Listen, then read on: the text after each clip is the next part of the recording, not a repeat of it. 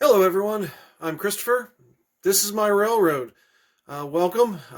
This is a video that I've wanted to do for a while now. I told you that I would do a complete tour of the layout, and I've just haven't gotten to it. But today's the day. I want to give you a tour of the railroad, show you what's inspired me, show you what I've built so far, and hopefully that you enjoy this. So come along with me.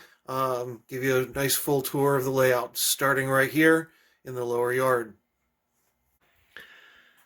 As we start here in the lower yard, I do want to just let you know that the design that I have for this railroad has actually come from this book here.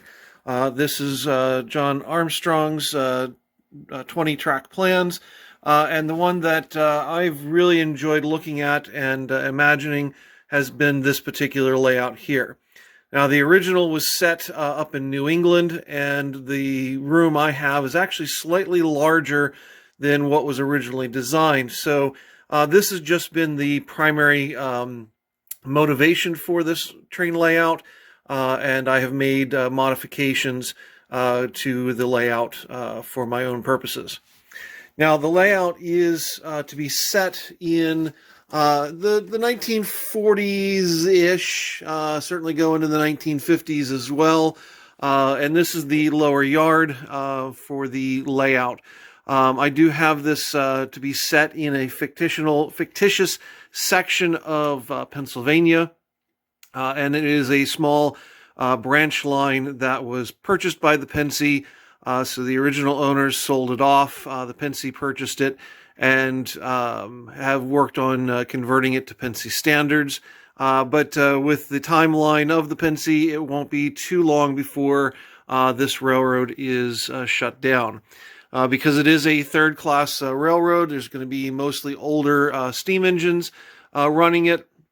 However, there will be some diesels, as you can see, like with the Shark sitting over here.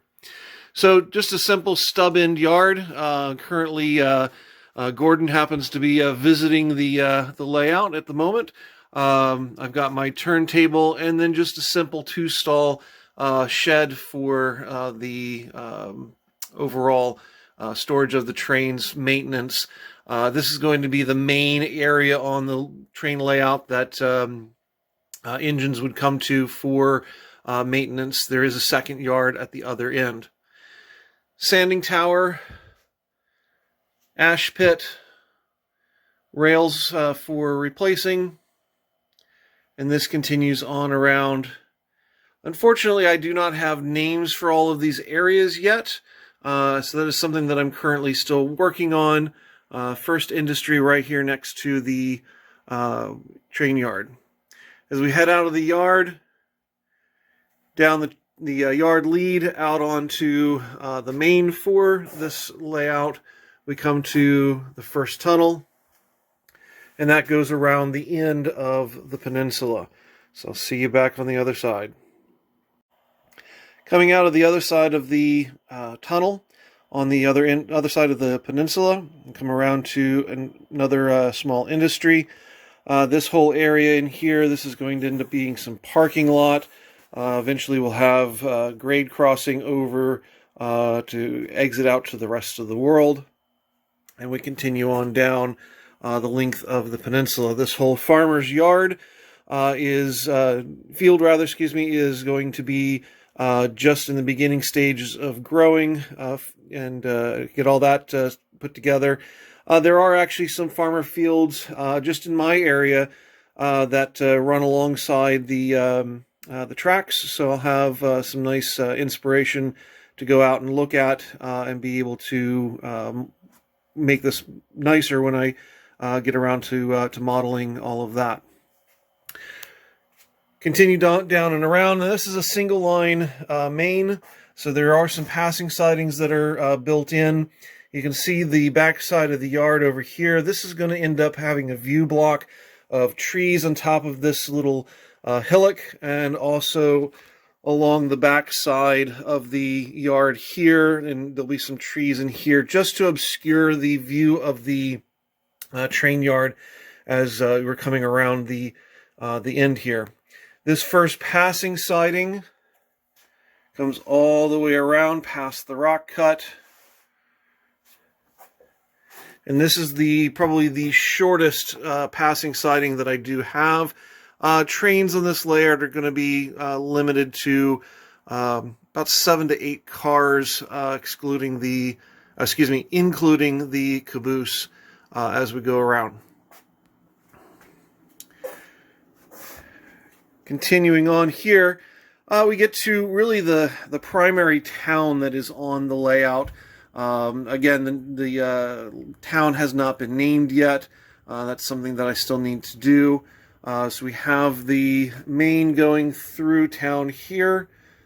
We have siding here for passenger service, so that can also just be used as a passing siding if it were needed, but the passing siding that I just showed you is the primary, so this is mainly for the use of passenger service. This turnout is just about to get cut in to the whole thing, and this runs down along to where a coal mine will be, and I'll show that as we get around to that side.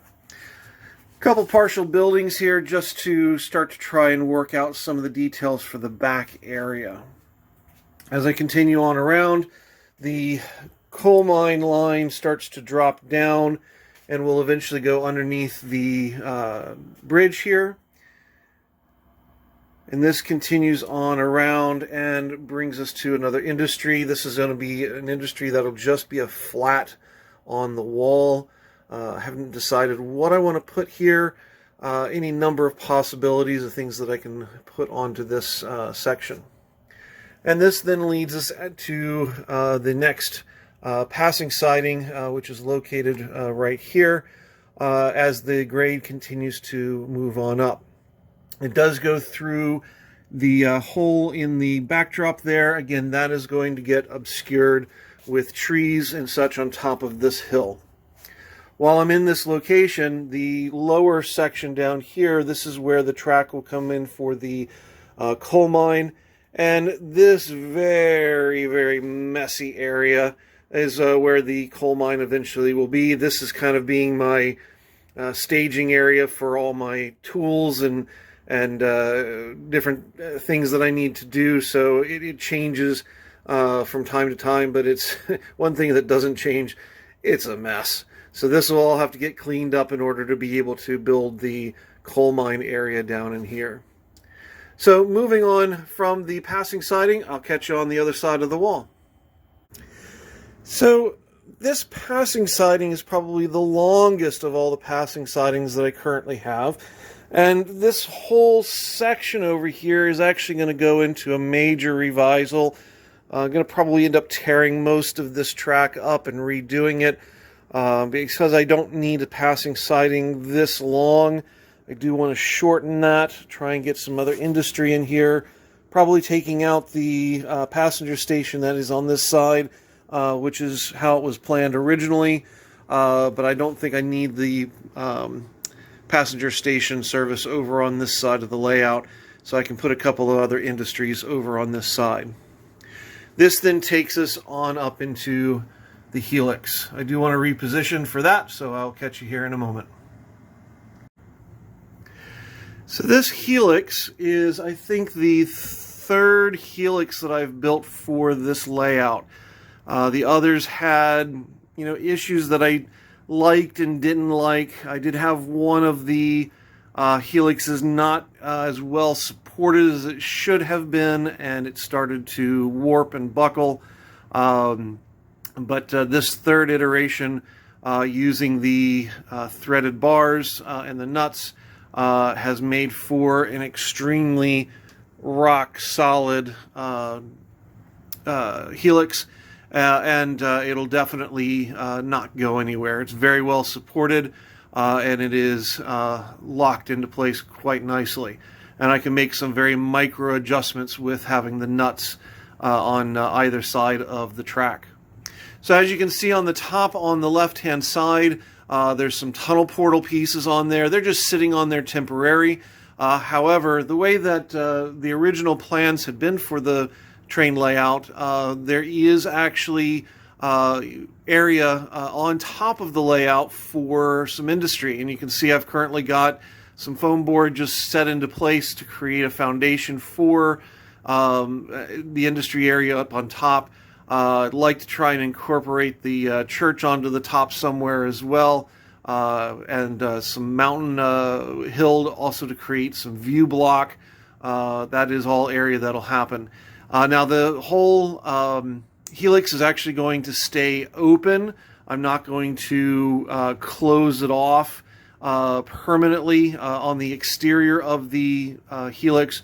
I am going to hang curtains to match the fascia board, but I'm not going to cover it solid. I've seen people who have done that, and they have access to the interior of the Helix, which is terrific.